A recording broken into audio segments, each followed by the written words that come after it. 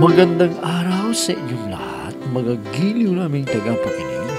Muli po mga kaibigan, narito na po ang pagpapatuloy at ikatlong yugto ng liham kasaysayan na pinadala ni Marites dito sa ating dulang Love and Memories.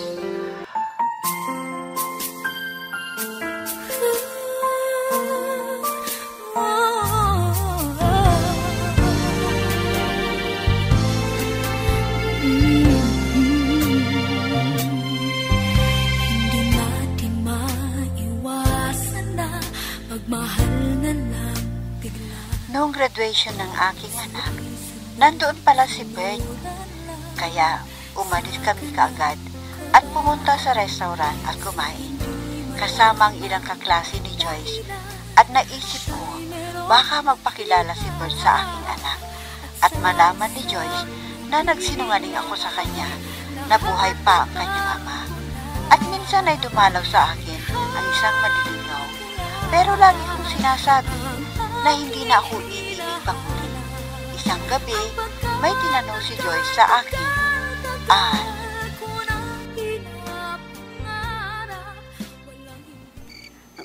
Mami, may tatanong ako sa inyo. Sana, yung totoo ang sabihin ninyo. Ha? Tungkol saan ba yung itatanong mo sa akin, anak, ha? Mami, totoo bang namatay na ang aking ama? Joyce? Oh, bakit kayo nagulat, Mami, sa itinatanong ko sa inyo? Juan, ang mabuti pa, kumain ka muna. Mamaya na tayo mag-usap sa bagay na yan, ha? Diyos ko, paano ko kaya sasagutin ang tanong ni Joyce sa akin? Paano? Mami, hindi na kayo nakaimik dyan. Apo, ako na lang ang sasagot sa tanong mo. Inay, Juan, Ako na ang bahala dahil hindi mo masagot ang apo ko. Joyce, apo, pasensya ka na sa mami mo, ha. Hindi niya kayang sagutin dahil hanggang ngayon ay masakit pa rin ang kalooban niya sa pagkawala ng ama mo. Ganun po ba, Lola? Sorry, Mami. Ipinaalala ko tuloy sa inyo ang tungkol sa aking ama na namatay na. Okay lang, anak. Sige, kayo na lang muna ni Lola mo dito ang mag-usap. Doon muna ako sa kwarto ko. Oh, sige po, Mami. Oh, ayun na ang mami mo. Teka, bakit mo tinanong kung buhay pa ang iyong ama? Wala po, Lola. Kasi nanaginip ako kagabi at may lumapit sa akin na isang lalaki na kasing edad ni Mami at nagpakilala sa akin na siya raw ang ama ko. Minsan ng isang simpleng ngiti ay mayroong dala, isang tapat na hangarin at pangakong dakila. Hindi man ito pinapansin, minsan Joyce, anak, bago ka papasok sa klase mo, may sasabihin sana ako sa'yo. Ha? Ano yun, Mami? Ang gusto ko sana, pagtuunan mo ng pansin ang iyong pag-aaral. Dahil yan lang ang maipapamana ko sa'yo para maging magandang yung kinabukasan. Opo, Mami. Susundin ko po ang bilin ninyo. Alam ko naman na iniisip ninyo ang aking kapakanan. Kaya wag po kayong mag-alala. Mag-aaral po akong mabuti. Yan ang dapat mong gawin. At isa pa, ha, ayaw ko na makipagkaibigan ka sa mga lalaki dahil masisira lang ang iyong pag-aaral. Opo, Mami. Wala naman pong lumalapit sa akin kundi mga kaklase kong babae ang kasakasama ko. Alam mo naman, sa panahon na ito, maraming kabataan ang nasisira ang kinabukasan dahil may nag-aalok ng mga droga at iba pang bisyo. Baka pagsamantalahan ka lang, anak. Mag-iingat po ako sa mga nakakasalamuha ko, Mami. Ayokong mapahamak ang sarili ko Dahil magiging kawawa lang ako nalaitin ng mga tao. Ay, mabuti naman at alam mo yan, anak. Kaya kita sinasabihan para hindi ka magaya sa mga ibang babae dyan na matigas ang ulo. Kaya kinikidnap at ginagawa nilang bayarang babae ng mga sindikato. Naiintindihan mo ba, ha? Opo, Mami. Gagawin ko ang lahat para maiwasan ang mga mapagsamantalang tao para matapos po ako sa aking pag-aaral.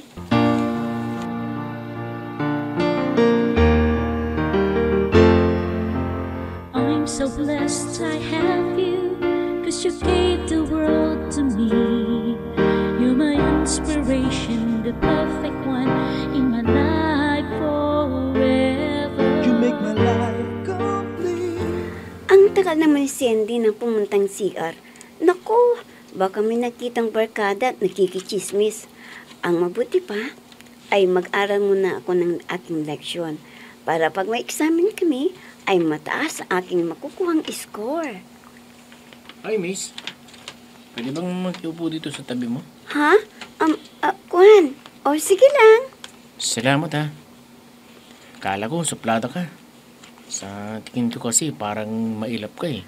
Ha? Bakit mo naman nasabi yan? May nagsabi ba sa'yo yan, ha? Sino? Wala naman. Basta, sa palagay ko lang. Pero mabait ka. Ako pala si RJ. Ikaw, ano bang pangalan mo? Kung pwede kong malaman. Ha? Oo naman. Ako si Joyce. Ang ganda naman ng pangalan mo. Bagay sa'yo. Sana, huwag mo akong pahiyain, ha? Kung imbitahan kita sa kantina. Doon natin tuloy ang kwentuhan natin. Ha? Kwan RJ, nakakaya naman sa'yo. Huwag ka nang mahiya. Dahil maging mabuti tayong magkaibigan. Pwede? Halika doon muna tayo sa kantina. Huwag ka mag-alala, ako ang taya. Sige na nga, para hindi ka magtampo sa akin. O sige, punta na tayo doon sa kantina. Kasi baka matrasado ka sa susunod na klase ko.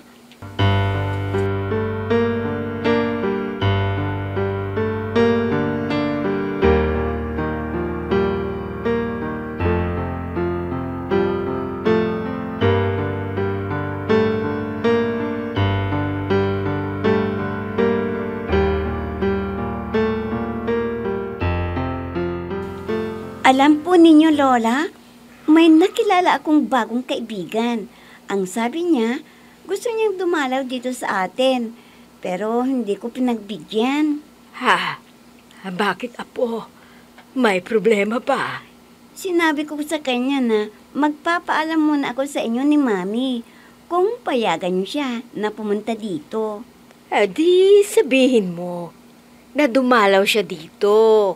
Ang sinasabi mong bago mong kaibigan para makilala namin siya ng mami mo. Walang problema dyan. Kailangan din na sabihin ko kay Mami kung ano ang masasabi niya doon sa bago kong nakilala na kaibigan ko. Sige, bahala ka. Para alam mo kung papayag ang mami mo na dumalaw dito ang lalaking nakilala mo. Sinasabi mong mabuting tao. Sana naman ay hindi magagalit ang Mami. Dahil ngayon lang ako nagkaroon ng kaibigan na lalaki. Hayaan mo.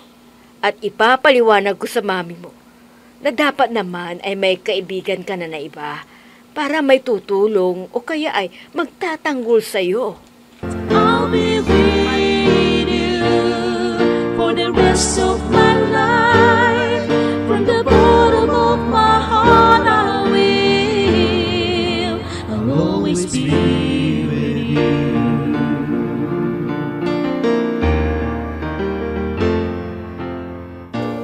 Inay, narinig ko ang sinabi ng apo ninyo na may kakilala siyang lalaki. Sana naman, Inay, huwag naman ninyong konsintihin ang lahat ng gusto ng apo nyo. Ha? Anong ibig mong sabihin? Inay, kung kayo ay pumayag na dumalaw dito ang lalaking yon, sa akin, hindi yun pwede. Ano? Pwede bang puro babae lang ang kaibigan ng anak mo? Bakit ayaw mo na makipagkaibigan ang anak mo sa mga lalaki? Inay, alam ko na ang paraan ng mga gustong manligaw. Kaibigan muna. Tapos ang susunod, ligawan na. Hindi ako papayag na maagang makipagrelasyon si Joyce. Huwag mong masyadong higpitan ang anak mo, Marites. Alam naman niyang tama at mali. Kaya walang problema. Basta pagsabihan kung ano ang dapat niyang gawin. Hindi po, Inay.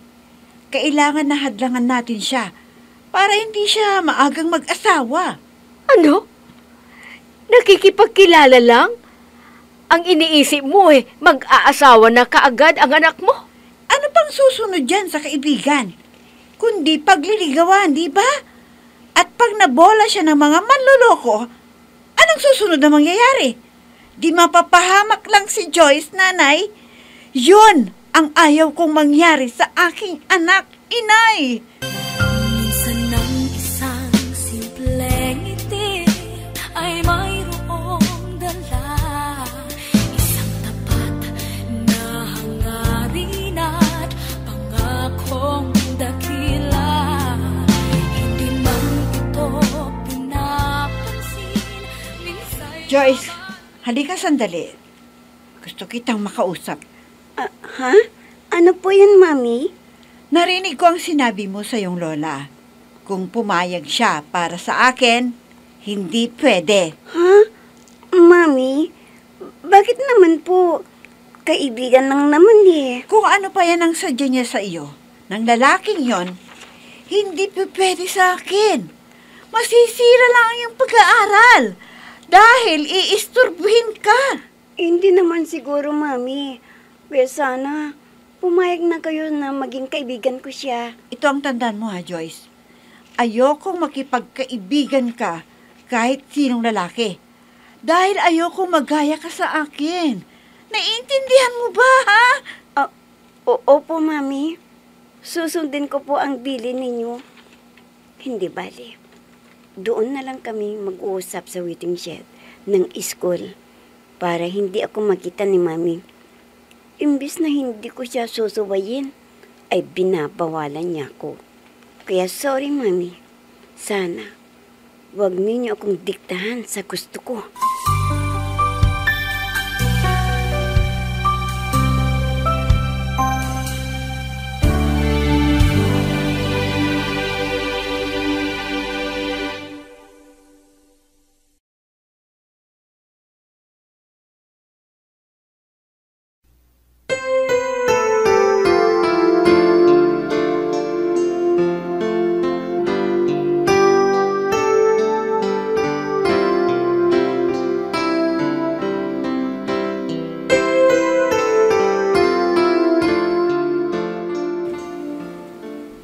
Salamat at hindi mo tinanggihan ang pag-imbita ko sa iyo. Akala ko ay hindi ka darating. Buwan kasi, Danny. May problema ako dun sa anak ko. Kaya gusto kong maglimang. Kung ano man yung problema mo, nandito ako na handang tumulong sa iyo. Mahal kita, Marites. Kaya handa ako na pakasalan ka. Para may kasama ka kung may problema ka. Alam mo, nagiging matigas ang ulo niya. Sinusuway niya ako. Hindi ko gusto na makipagrelasyon na siya. Marites, hindi mo dapat pagbawalan. Mas lalo na magre-rebelde. Basta pangaralan mo siya. At sabihin na ang unahin niya ay ang pag-aaral niya. Hindi ko na alam kung ano ang gagawin ko eh. Natatakot ako. Baka makipagnobyo nang hindi ko alam. Sana sabihin mo sa kanya, kung may gustong manligaw ay doon sa bahay ninyo. Kung hindi mo papayagan, sigurado sa labas sila magkikita. Ha? Ganon ang gagawin niya? Kahit ayaw ko, ipipilit pa rin ang gusto. Ano bang paraan para matigil ang pakikipagkaibigan niya sa mga lalaki? Ano, Danny? Tulungan mo ako.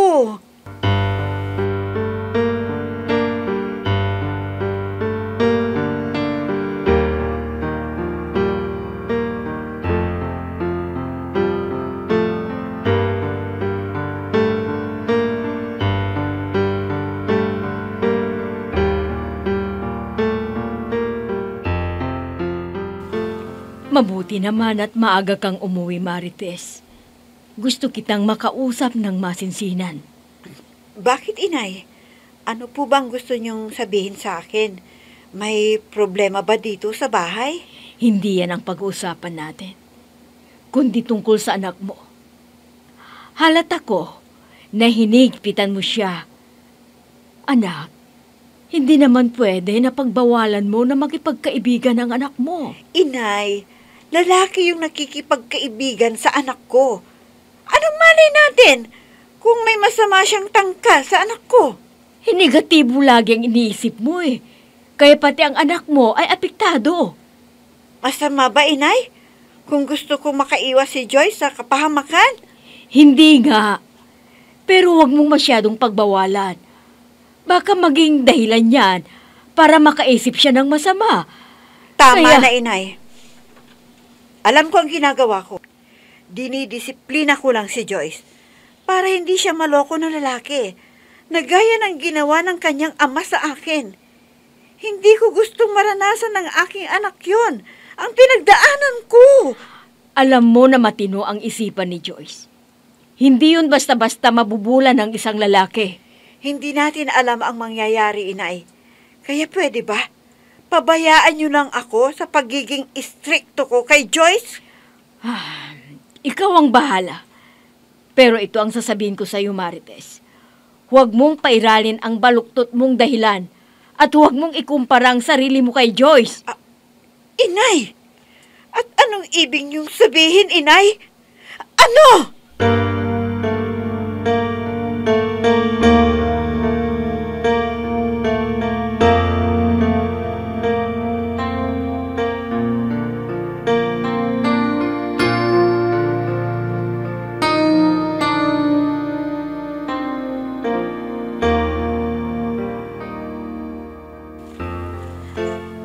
Bakit ganun si Mami?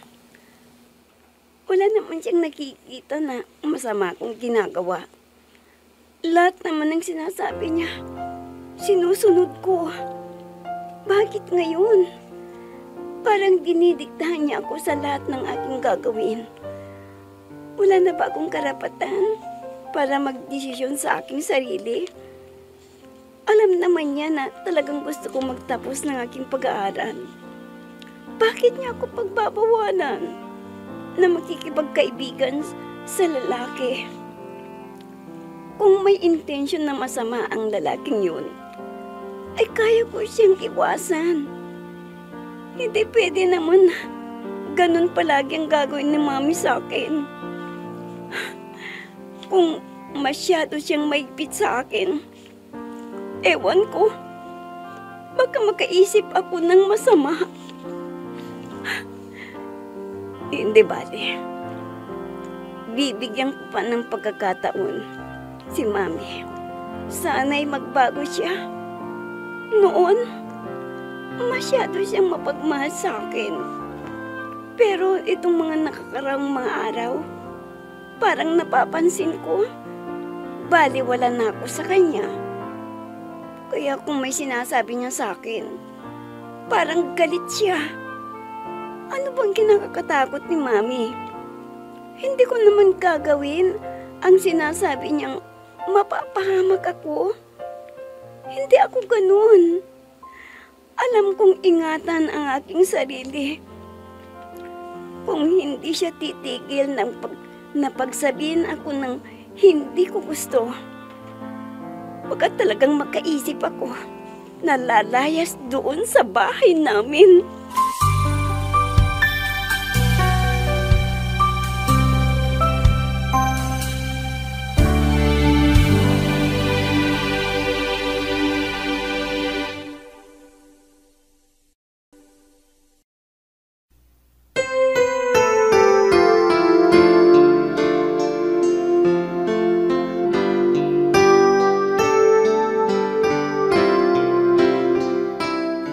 Ano kaya ang kahihinatnan ng buhay ng anak ni Marites ngayong dalaga na siya? Mga kaibigan, huwag ninyong kaligtaang subaybayan ang pagpapatuloy at ikaapat na yugto ng liham kasaysayan na pinadala ni Marites dito sa ating dulang. Love and Memories. Mga nagbibigay buhay sa ating dula ay sina Mayra Abrihal Narnola, Susan Malikdem, Robert de Guzman, Yehuda Ismael, Eva Alcoriza, Jun Cabato, Ami Diaz, at si Oscar Ora. Technical supervision at musika ni Oscar Ora. Nilapatan ng tunog ni Robert de Guzman. Mula sa panulat at direksyon ni Ami Diaz. Love and Memories. Inihahandog sa inyo ng F3 Recording Studio para sa Pambansang Radyo ng Pilipinas, Bombo Radio, Philippines.